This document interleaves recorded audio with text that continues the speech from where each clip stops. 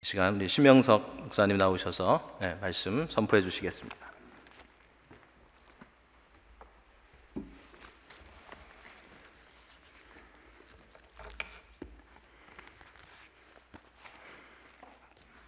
제가 어렸을 때 밤에 화장실, 그때는 변소라고 했었죠.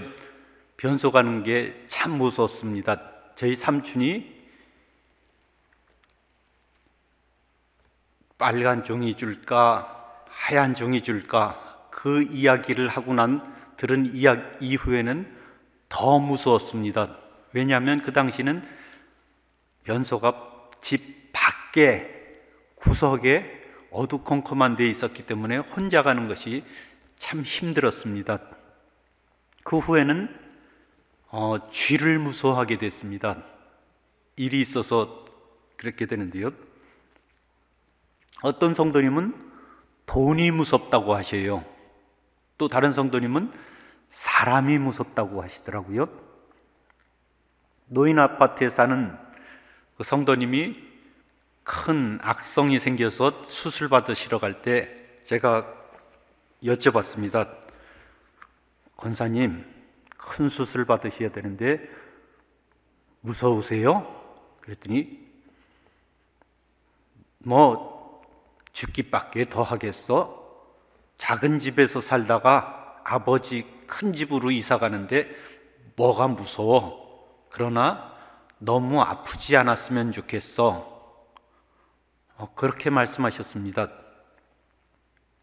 작은 집에서 살다가 큰 집, 아버지 집으로 이사 가는 일, 그분은 그 후에도 10여 년 이상을 건강히 사셨다가 몇 년 전에 편안히 돌아가셨다고 말씀드렸습니다. 참 세상을 떠나는 일, 죽음을 맞이하는 일, 인생의 가장 불안하고 두려운 일이 아닐 수 없습니다. 사도 베드로도 죽음에 대한 위협 가운데 예수님을 3번이나 부인하지 않았나요? 죽음에 대한 두려움은 죄를 지은 인간의 본성 가운데 많이 나타나는 것 같습니다. 그러나 그 죽음을 무서워해서 작은 계집종 앞에서 3번이나 예수님을 부인했던 베드로는 그 후에 성령 충만함을 받은 이후에는 대제사장들과 공회 앞에서 당당히 내가 사람의 말을 듣겠느냐? 하나님의 말씀을 듣겠다. 나는 보고 들은 것을, 예수 그리스도의 부활을 증거하지 않을 수 없다고 담대히 그렇게 전할 수 있었습니다. 디모데후서 1장 7절에 보면 하나님이 우리에게 주신 것은 두려워하는 마음이 아니요 오직 능력과 사랑과 절제하는 마음이니, 우리가 세상 살면서 세상에 대한 염려, 근심, 건강에 대한 두려움들이 있을 수밖에 없지만 그것은 하나님이 주시는 것이 아니고 세상이 주는 것, 불신앙이 주는 것, 우리 죄된 인간 본성 가운데 나타난 그런 것이고, 하나님께서 주시는 것은 능력. 어떤 능력일까요?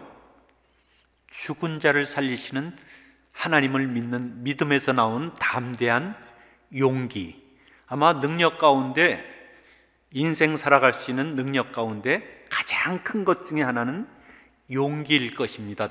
미래가 어떤 일들이 우리들을 기다리고 있을지 우리는 알지 못합니다.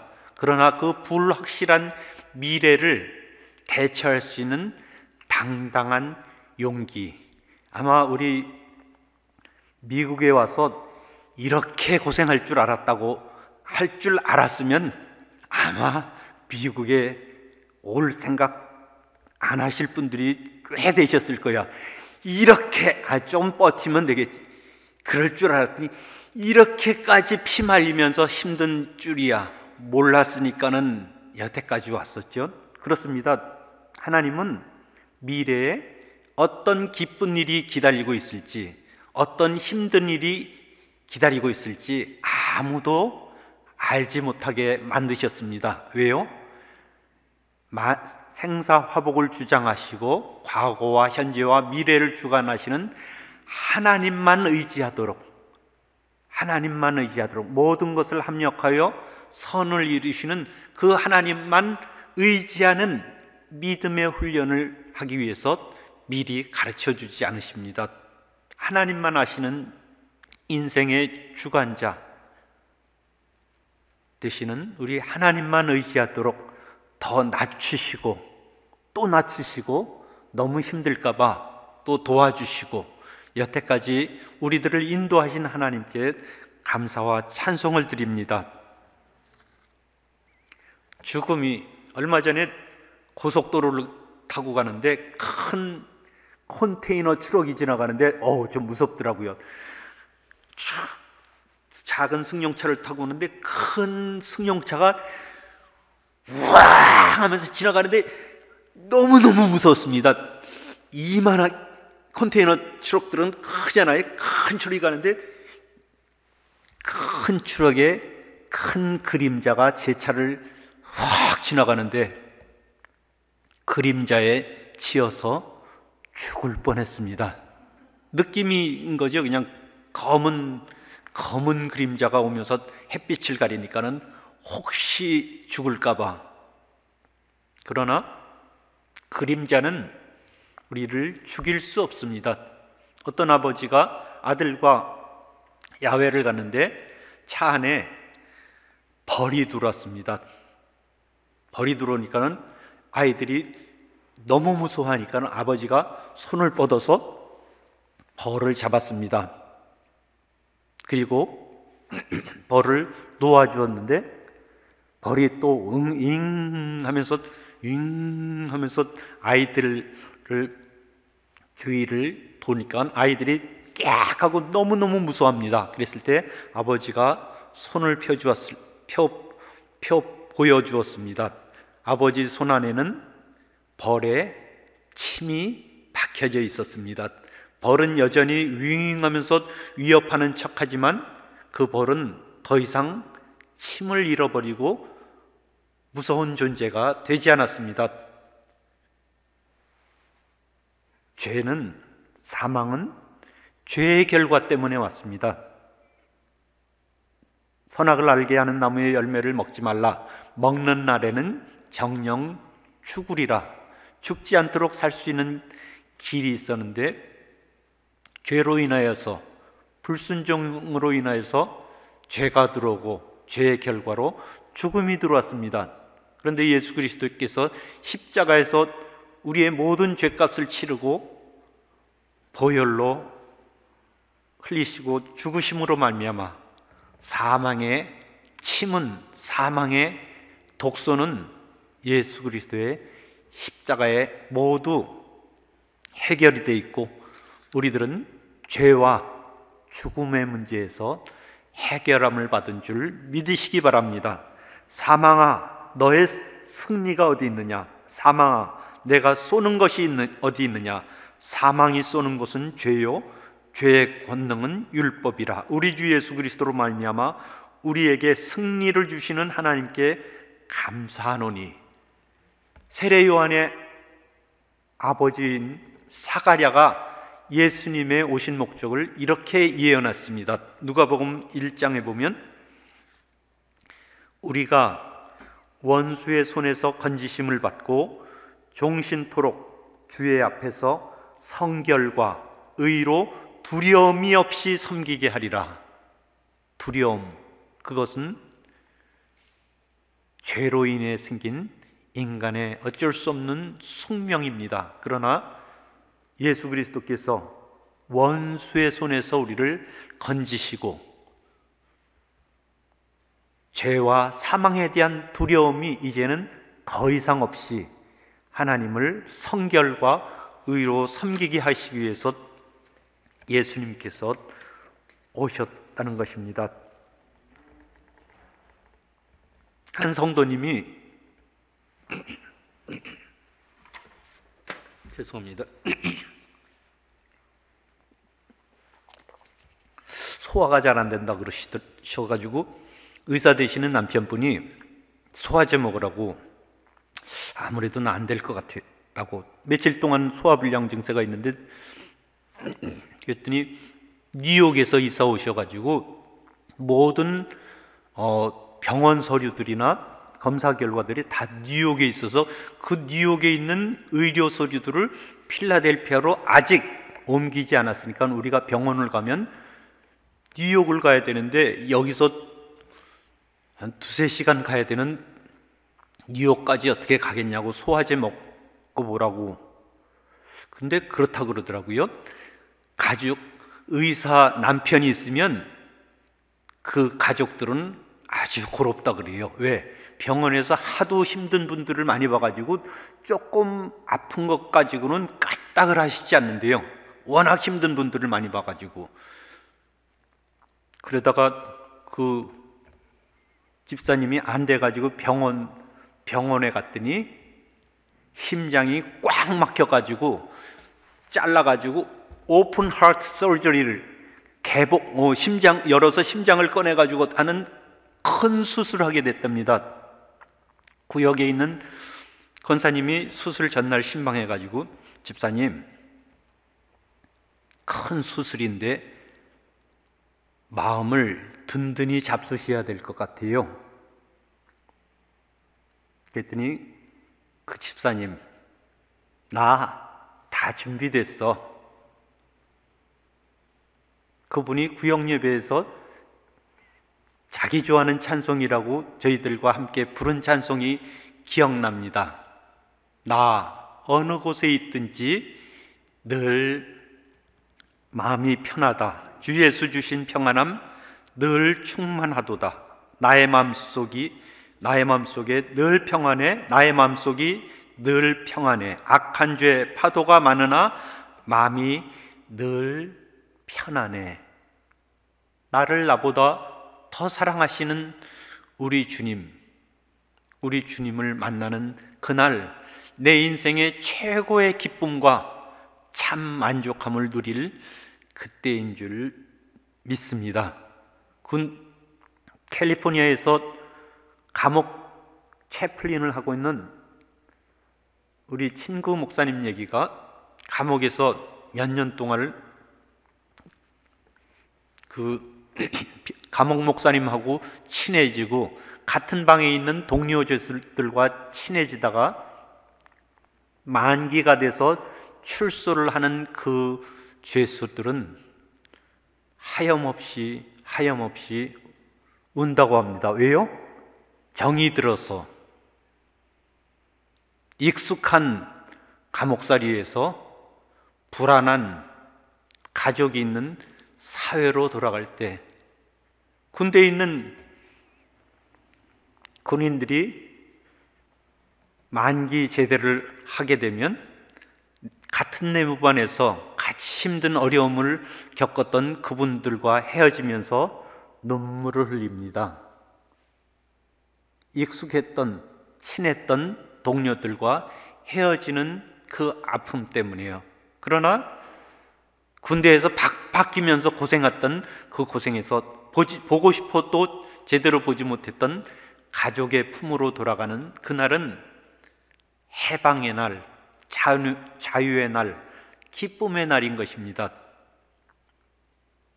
어떻게 죽음에 대한 불안이나 두려움, 공포를 극복할 수 있는지, 그것은 우리 개신교에서 믿고 있는 하이델베르그 요리문답이라고 있습니다. 하이델베르그 요리문답 제1문답, 사나 죽으나 사람의 유일한 위안은 무엇입니까? 답,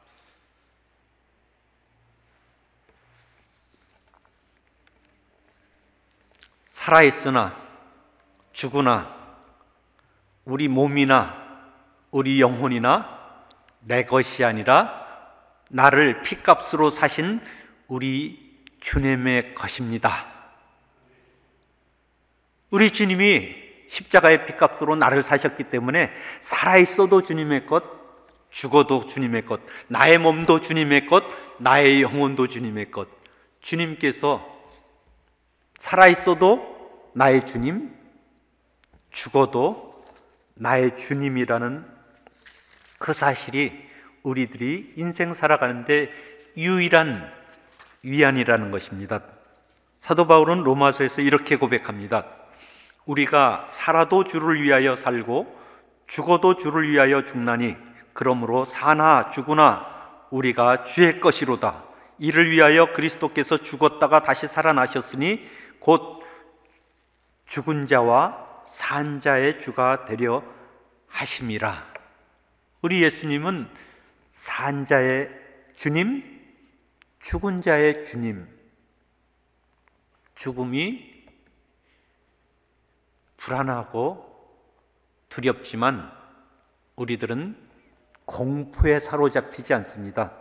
정든 가족들, 사랑하는 사람들의 얼굴을 못 보는 그 아픔, 아쉬움, 슬픔이 있지만 우리들은 결코 공포에 사로잡히지 않습니다. 나보다 더 사랑하시는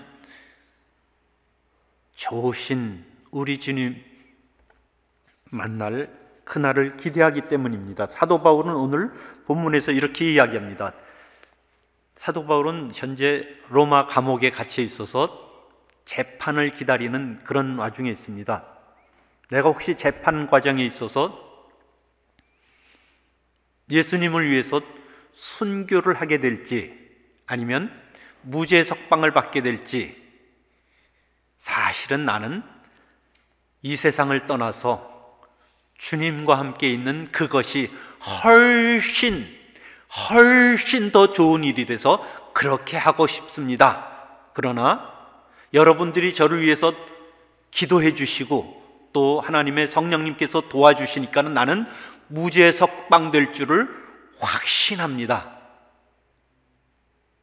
나는 사실은 떠나는 것이 더 좋습니다. 주님과 주님을 더 알고 더 친밀한 교제 가운데 주님과 연합할 수 있는 그 일을 더 좋아하지만 여러분들을 위해서, 사랑하는 빌립보 성도님들을 위해서, 여러분들이 저를 위해서 기도한 그 기도의 응답을 여러분들과 함께 나누면서 또 여러분들을 그리스도 안에서 더 온전한 사람으로 세울 수 있기 때문에 저는 살아서 여러분들을 다시 볼 것을 확신합니다.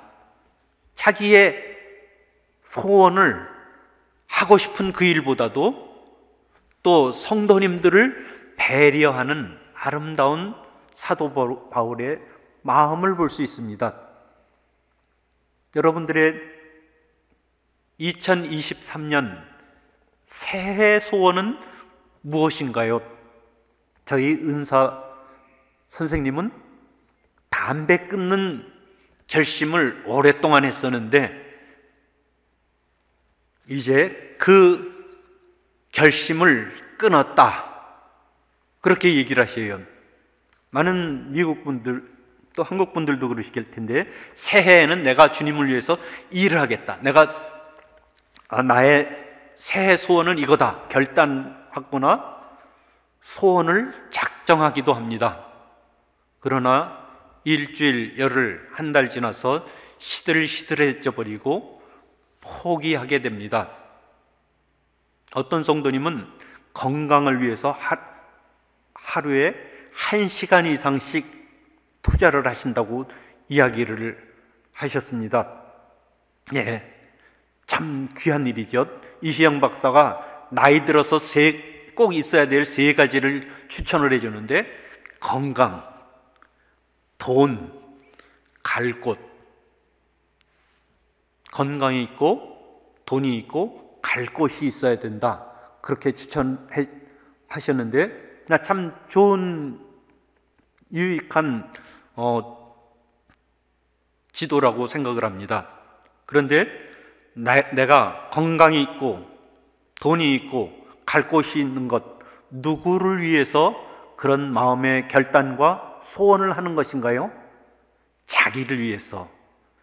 인간은 어쩔 수 없이 자기 중심적인 그런 삶을 살게 됩니다. 저희 뉴저지 장로님 부인이 아주 간단한 암 판정을 받고 너무너무 쉬운 수술이었었는데, 장로님 말씀에 의하면 의사를 잘못 만나서 너무너무 간단한 수술이 꼬이고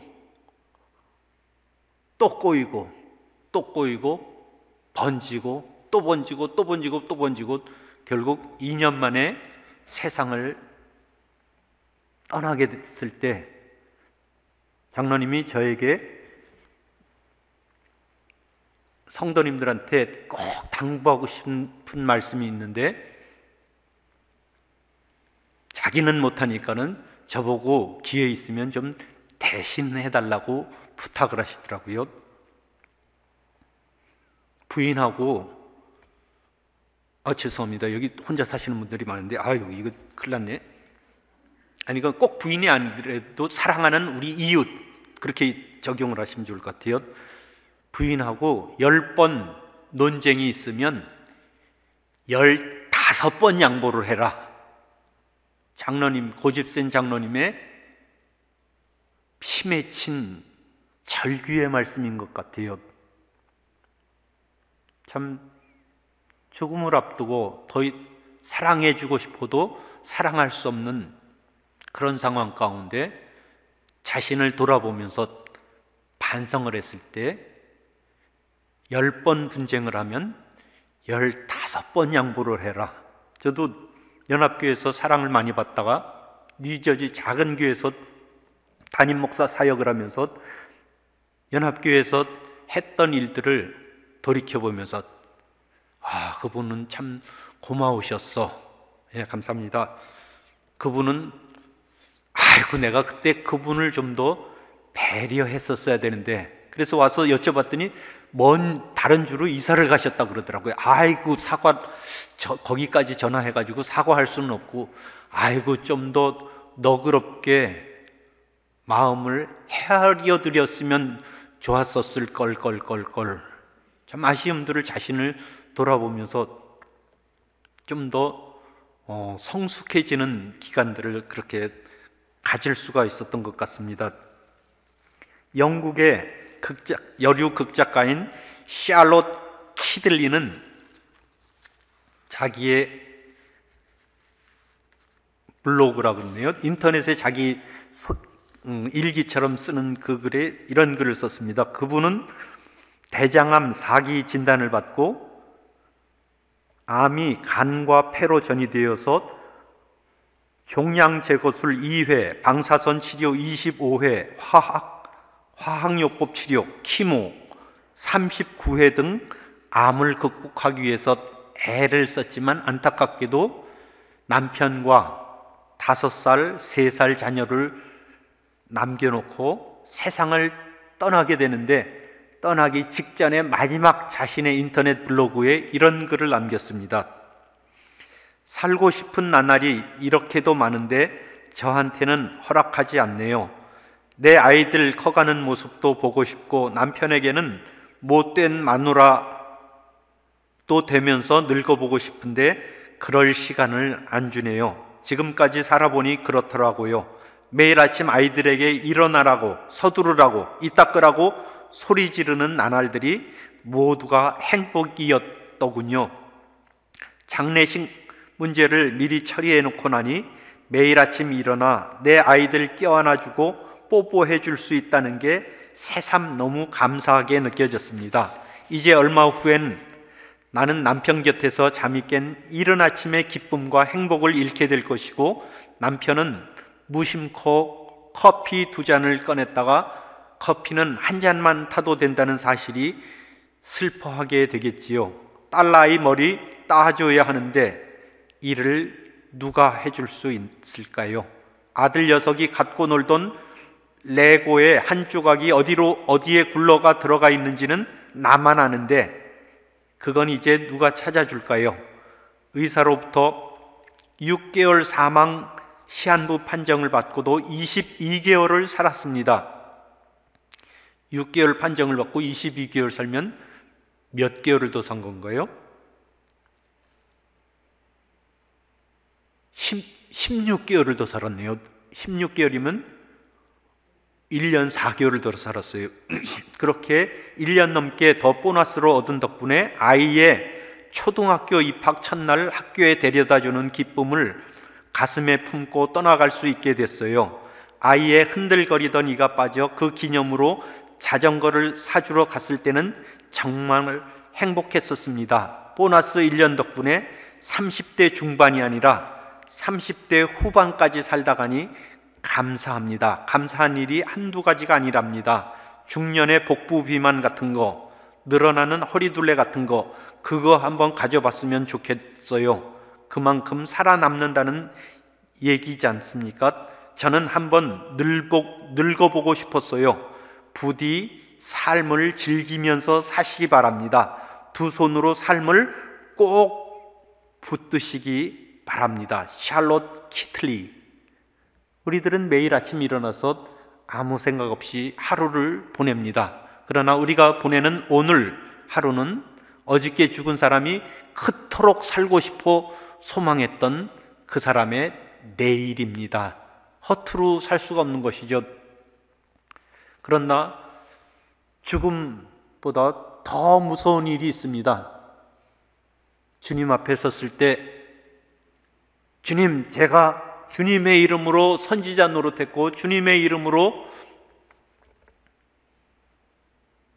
많은 권능을 행했고 주님의 이름으로 애를 썼습니다. 그랬을 때 주님께서는 나는 너를 도무지 모른다. 이 불법을 행하는 자들아, 내게서 떠나가라.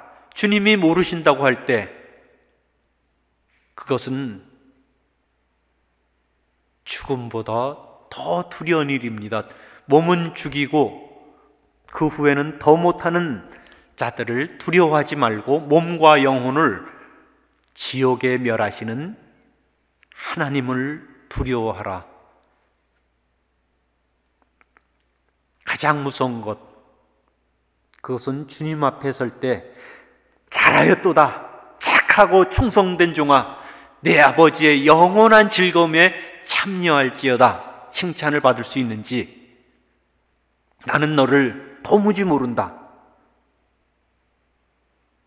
오늘 빌립보서에 보면 빌립보 교회 내에 많은 사람들이 예수 그리스도의 십자가의 원수로 행한다고 사도 바울이 눈물을 흘리면서 호소를 하고 있습니다.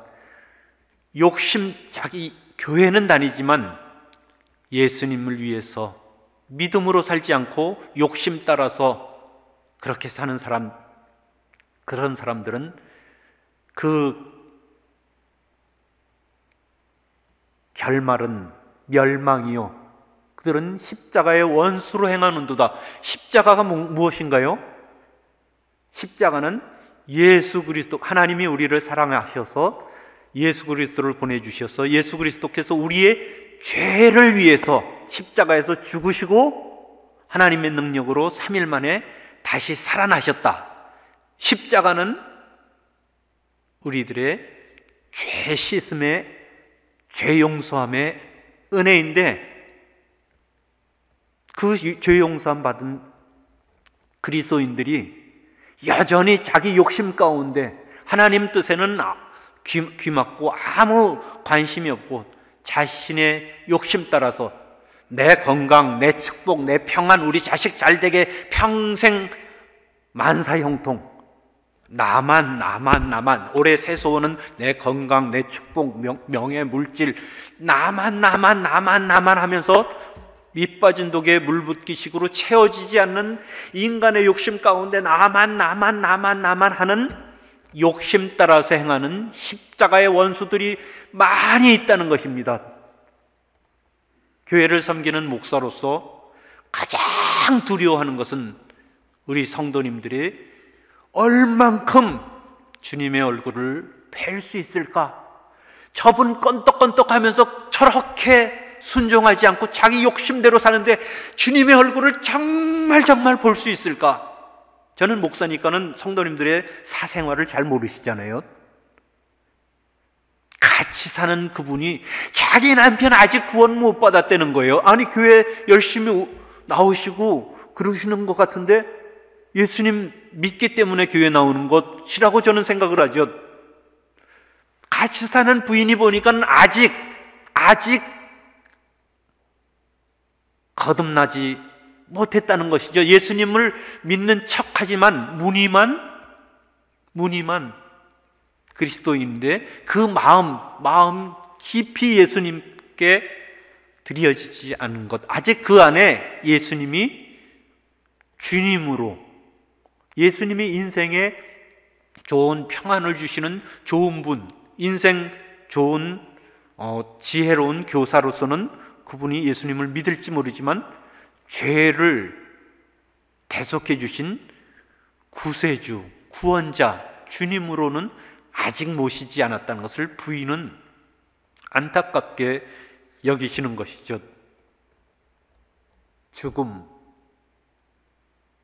죽음은 우리 주님의 십자가에서 이미 그 권세와 능력이 꺾인 그림자일 뿐입니다.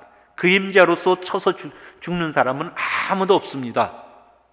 그러나 그 좋은 죽음을 맞이하시려면 좋은 삶을 살아야 하는데, 사도 바울은 사나 죽으나 내 몸에서 그리스도가 존귀하게 되려고 나는 간절히 기대하고 소망한다. 이것이 나의 간절한 소망이다. 그는 예수 믿는 사람들을 때려 죽이려면서 박해했던, 혈안이 됐던 그런 사람이었었는데, 담에색으로 예수 믿는 사람들을 잡아 죽이려고 가던 그 중에 햇빛보다 더 밝은 빛 가운데 계신 부활하신 예수님을 만나고 완전히 그의 인생이 바뀌어졌습니다.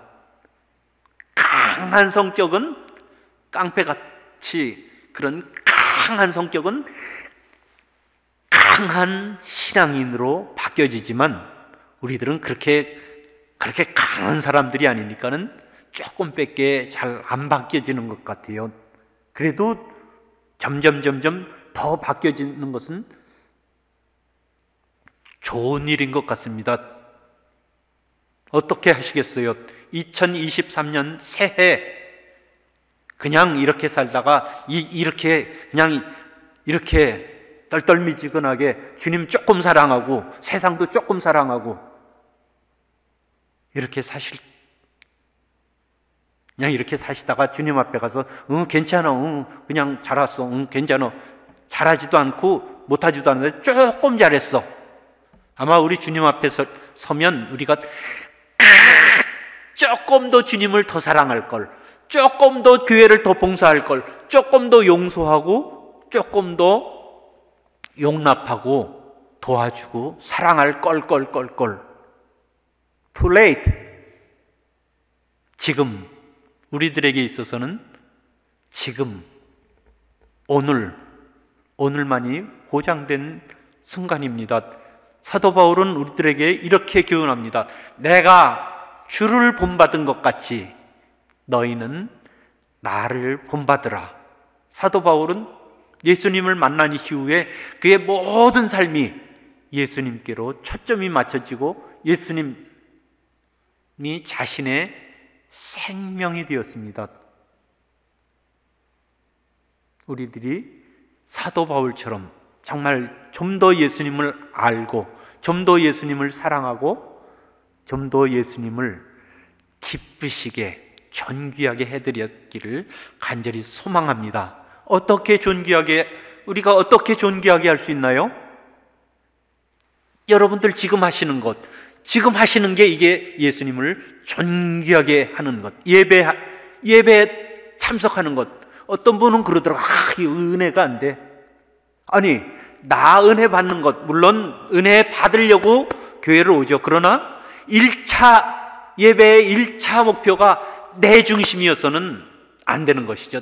나만 내 은혜 나만 내가 예배를 참석해서 하나님을 기쁘시게 하기 위해서, 하나님의 영광 예수 그리스도를 존귀하게 하기 위해서 예배에 참석해야 되는 것 아닌가요?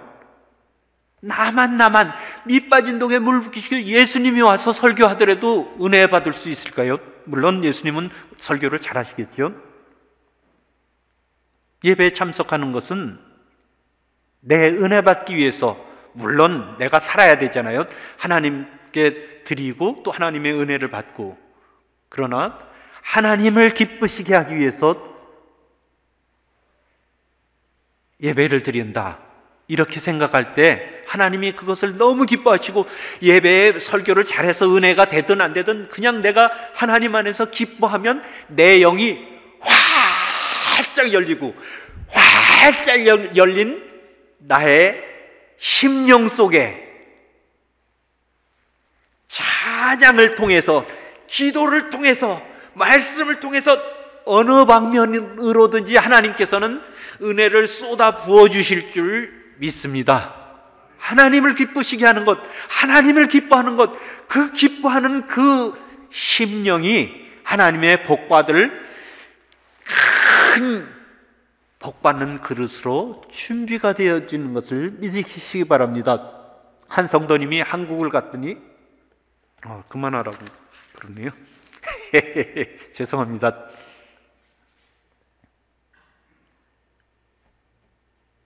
저도 부족합니다. 우리들 다 부족하지요. 자기 욕심 가운데 자기 중심적으로 살지 않는 사람이 얼마나 있나요? 그러나 기억하시기 바랍니다. 그것이 나 중심, 나의 욕심, 그것이 죄의 본질인 것을요. 아무든지 나를 따라오려거든 자기를 부인하고 자기 십자가를 지고 나를 좇을 것이니라.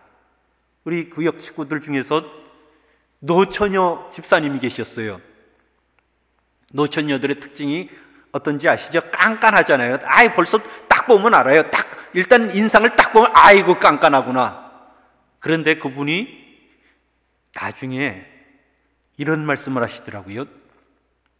정말 죽기보다도 싫은데 주님이 하라고 하시니까, 제가 오래돼가지고 기억이 나지 않는데, 죽기보다 싫은데 주님이 하라 그러시니까 그분을 용납하고 용서하고 사랑하겠습니다, 그런 상황이었던 것 같아요.